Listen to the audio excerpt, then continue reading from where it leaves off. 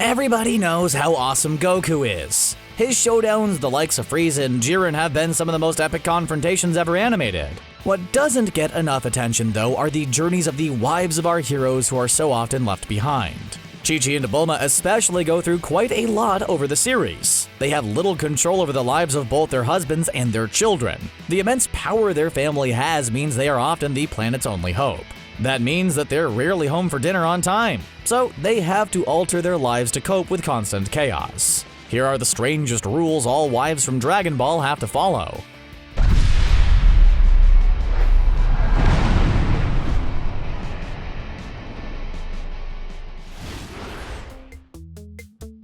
The biggest problem that wives like Chi-Chi and Bulma face with their Saiyan husbands is that they're always off training.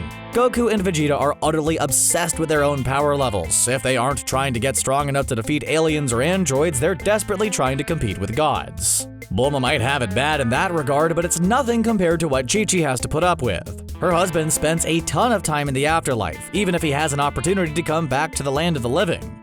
Vegeta might not be the best husband out there, but he's the dad from Leave It to Beaver compared to Goku. While those two have mostly absent husbands, wives like 18 and Videl lucked out. Krillin and Gohan have mostly retired as warriors, so they actually get to be pretty attentive spouses. Bulma and Chi-Chi may have the most powerful husbands in the universe, but it seems like 18 and Videl were the ones that lucked out. The Z-Fighters have quite a job. Constantly saving the universe from absolute destruction is no easy task. It doesn't pay very well either. As hard as it is for them, we never think about how hard that life is for the wives they leave behind. While we get to watch the Z-Fighters blast their way through one evil villain or another, Chi-Chi and Bulma don't. That means that they both spend most of the series simply waiting to find out what happened to their husbands with no word. We do get a glimpse of how difficult this life is for Chi-Chi. In the first season of the show, it falls to Krillin to tell her that Goku did not survive his encounter with his long-lost brother Raditz. This is a task that he fails to do entirely because of how awkward it is. Not only that, her son is also off training with Piccolo. Eventually, Gohan tells Chi-Chi that Goku isn't coming home at all. She's so distraught over this that she falls to her knees crying. She eventually gets Goku back when he takes on Nappa and Vegeta, but he and Gohan both jet off to planet Namek, a planet in which it seems Goku also won't be returning from.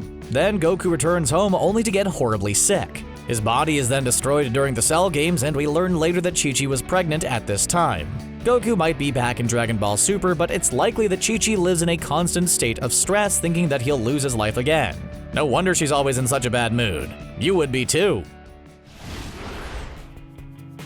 Bulma is introduced to the show as a Dragon Ball expert. Throughout the course of the first anime, she's presented as the greatest Dragon Ball hunter in the land.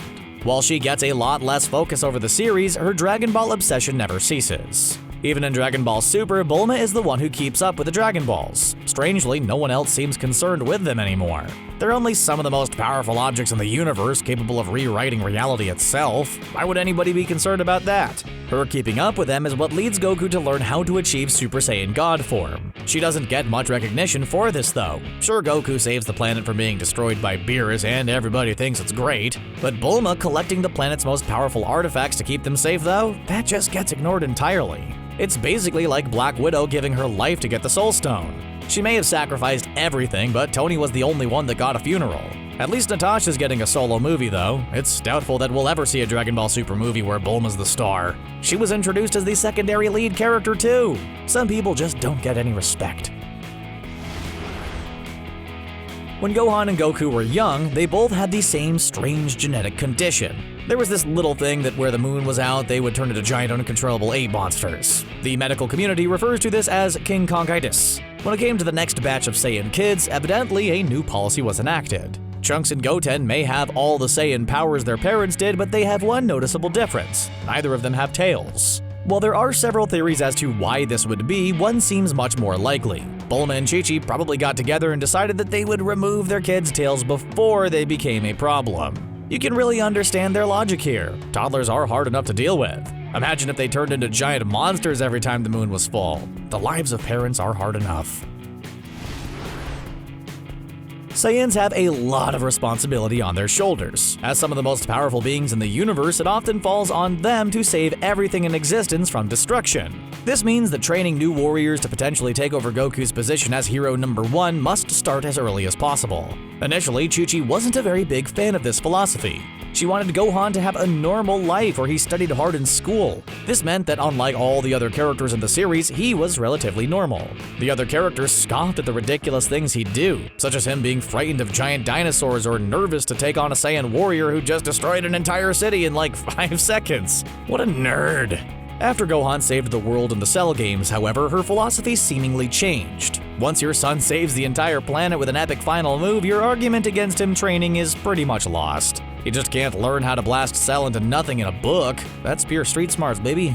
Chi-Chi personally went about training Goten herself. She even got the boy to display signs of Super Saiyan powers earlier than anyone had before. Maybe she doesn't like her kids' training, but she certainly seems good at training them. Bulma, strangely enough, never really had much of a problem with Trunks training with his father. Maybe when you meet your son as a full-grown man right after he sliced a warlord into Swiss cheese, it gives you a different perspective. There aren't really many moms out there to ask.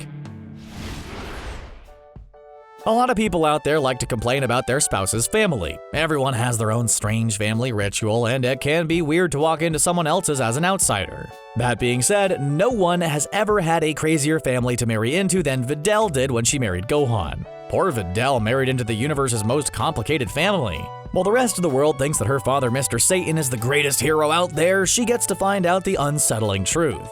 That the naive and often impulsive Goku is the one who mostly stands in between the Earth and ultimate destruction. Not only that, but she also gets brought into their weird Saiyan customs. During Beerus' initial visit to Earth, our heroes discover that turning Goku into a Super Saiyan God is their only chance. That's a much more difficult task than just going Super Saiyan though. They needed 6 Saiyans to stand in a circle to give Goku the God power. They were 1 Saiyan short, but luckily Videl was holding back a secret. She was pregnant with Gohan's daughter Pan. So somehow she was able to participate in the ritual to help save the planet. Not a lot of pregnant women can say that they've done that. It's not clear whether or not this is a genetic trait, but all Saiyans seem to be incredibly hard-headed. Throughout the series, it's almost impossible to get Goku and Vegeta to do anything that isn't training. This means that in order to communicate anything to their husbands, Bulma and Chi-Chi basically have to scream at the top of their lungs. Even something like Goku getting his driver's license is about as hard for her to talk him into as it would be to pull out his teeth. All she wants is for Goku to accomplish a small task for her, and she has to scream at him like a crazy person. It's hard to scare characters like Goku and Vegeta. They regularly go up against monsters like Frieza, Cell, and Jiren without batting an eye. So it's pretty crazy that Chi-Chi and Bulma are able to terrify their husbands so much. Though it's also pretty sad that they've been forced to do that. A perfect marriage is one where communication is easy. Their marriages are about as far from that as possible. There's one thing about being a human married to a Saiyan that's a bit of a double-edged sword. Throughout the series, Goku and Vegeta don't age after they reach adulthood. It's easy to see why this is a plus. It's already great that their husbands are in a shape that would make Chris Hemsworth look like Kevin James, not to mention the fact they both look perpetually 25. That makes them both some pretty attractive arm candy. On the other hand, having a spouse that doesn't age just makes you feel like you age twice as much every year. The issue is so frustrating that Bulma collects the Dragon Balls and Dragon Ball Super just to make herself look younger. You'd think that her Capsule Corp money would allow her to get some great plastic surgery, but that's not her style. While this is a frustrating thing for the two of them, their husbands don't seem to care. Despite the fact that Bulma felt insecure, Vegeta still took on Beerus for disrespecting her. His love transcends all that trivial stuff. Saiyans aren't always the most loving or progressive spouses, but they have their moments. It's important for families to spend quality time with one another. Most families across America bond over television shows, fishing trips, and traveling together. That's not exactly how it goes for most families in the Dragon Ball universe. Their children rarely get to see them, but when they do, Goku and Vegeta are pretty sweet. Vegeta spends an entire day with Trunks and Bulma on a beautiful vacation.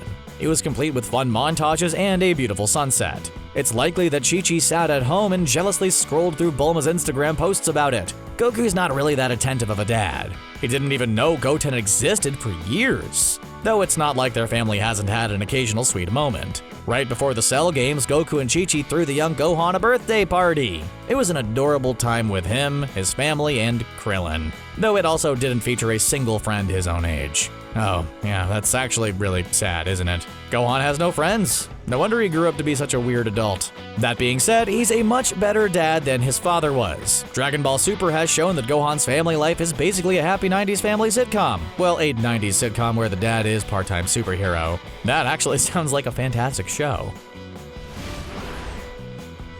The characters of Dragon Ball have incredibly stressful lives. Every single moment that they have could be ended by an Earth-ending catastrophe. That's why almost any time we see them in between sagas, they are having some sort of party or get-together. If life is a constant revolving door of evil monsters and robots, you need to have a release. That's not to say that their parties always go well. In fact, Master Roshi was throwing a little get-together at Kame House during Dragon Ball Z's first episode. Then Raditz very rudely interrupted the moment with news that he was going to destroy them all. What good party doesn't end that way, honestly? The most dramatic party-ruining moment happened during poor Bulma's lavish birthday party.